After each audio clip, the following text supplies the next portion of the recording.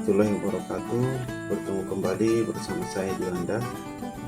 Kali ini kita akan membahas topik pembelajaran berdiferensiasi, yang mana merupakan salah satu implementasi dari kurikulum Merdeka. Baiklah Bapak Ibu Guru, kita simak bersama agar kita bisa menambah pengetahuan kita tentang pembelajaran berdiferensiasi.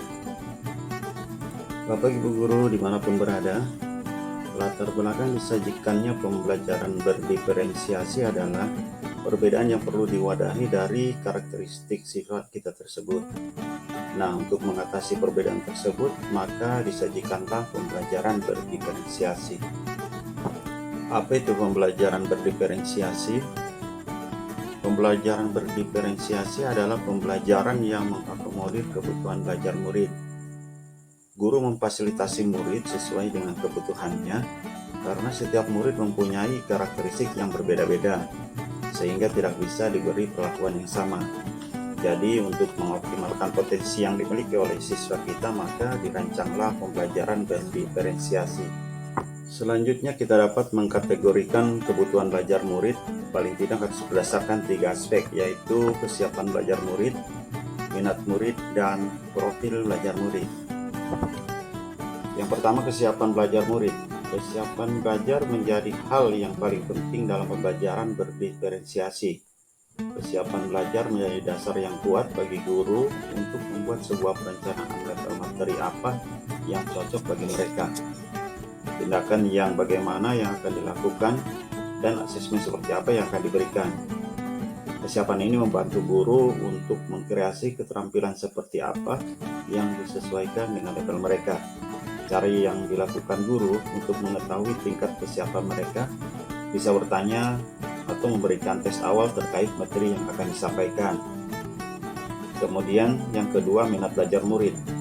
Kita tahu bahwa seperti juga kita orang dewasa, murid juga memiliki minat sendiri. Ada yang minatnya sangat besar dalam bidang seni, matematika, sains, drama, memasak, dan sebagainya. Minat adalah salah satu motivator penting bagi murid untuk dapat terlibat aktif dalam proses pembelajaran. Murid akan merasa dihargai dan diakui eksistensinya jika keragaman dan keunikan minat mereka selalu diperhatikan. Kebermaknaan pembelajaran akan lebih terasa dan teresapi oleh murid jika proses pembelajaran yang dilakukan direlevansikan dengan minat mereka. Motivasi belajar mereka akan muncul dan meningkat ketika minat mereka selalu diperhatikan dan dijadikan dalam proses pembelajaran. Maka penting bagi seorang guru sebagai manajer pengelola kelas menyediakan meja-meja atau area minat yang diakses dan digunakan saat mereka belajar. Pencapaian pengetahuan dan keterampilan sama dengan cara yang berbeda yang disesuaikan dengan minat mereka. Selanjutnya yang ketiga, profil belajar murid. Profil belajar murid terkait dengan banyak faktor seperti bahasa, budaya, kesehatan, keadaan keluarga, dan kekhususan lainnya. Selain itu juga akan berhubungan dengan gaya belajar seseorang. Jadi tujuan dari pemetaan kebutuhan belajar murid berdasarkan proses belajar adalah untuk memberikan kesempatan kepada murid untuk belajar secara natural dan efisien. Namun demikian, sebagai guru, kadang-kadang kita secara tidak sengaja cenderung memilih gaya belajar yang sesuai dengan gaya belajar kita sendiri. Padahal kita tahu setiap anak memiliki profil belajar sendiri.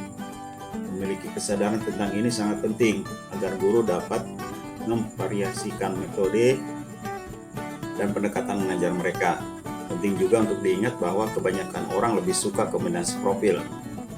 Profil belajar murid harus dijadikan sebagai dasar dalam membuat sebuah perencanaan, pemantauan peningkatan kemajuan hasil belajar, catatan perubahan dari sebelumnya, dan rencana tindak lanjut yang akan digunakan. Kebutuhan-kebutuhan belajar tersebut harus mampu terakomodir dalam pembelajaran berdiferensiasi.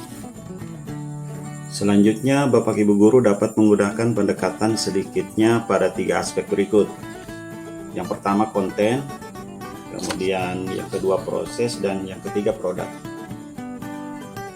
Yang pertama, konten. Konten merupakan informasi apa yang akan disampaikan atau materi apa yang akan diajarkan kepada murid dengan tetap memperhatikan kebutuhan murid. Konten juga mencakup materi dan masukan atau materi pelajaran yang disesuaikan dengan tingkatannya. Konten yang bersifat tantangan diberikan kepada murid yang telah memahami materi. Dalam diferensiasi konten, Guru dan sekolah harus bekerja sama menyediakan daya dukung kepada murid untuk mengakses materi.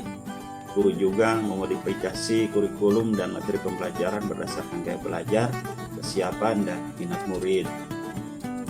Kemudian yang kedua, proses. Dalam diferensiasi proses berhubungan dengan bagaimana cara murid berinteraksi dengan konten.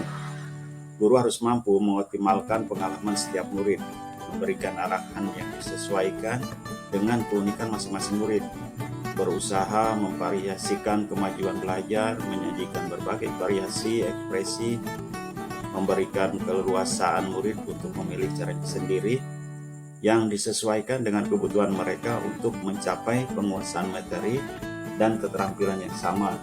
Guru berusaha untuk menciptakan aktivitas yang selaras dengan modalitas pembelajaran yang disukai murid. Yang ketiga, produk. Dalam produk merupakan hasil kreasi murid yang berwujud seperti rekaman, infografis, poster, video presentasi, diagram, karangan, atau teks tulis. Esensi produk selalu mempertimbangkan kebutuhan murid, setidaknya memuat stimulus untuk memikirkan kembali pengalaman belajar yang telah dilalui, mengembangkan dan memperluas pengetahuan, dan menunjukkan apa yang telah dipelajari murid. Produk pembelajaran memungkinkan guru menilai materi yang telah dikuasai murid dan memberikan materi berikutnya.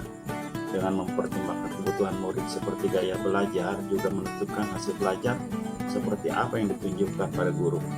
Guru berusaha untuk menyediakan berbagai pilihan produk yang merespon beragam profil, minat, atau kesiapan belajar murid. Baik Bapak Ibu Guru, demikian mengenai pembelajaran berdiferensiasi ini.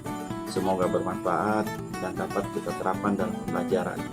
Terima kasih dan mohon maaf. Sampai jumpa di topik-topik selanjutnya. Wassalamualaikum warahmatullahi wabarakatuh.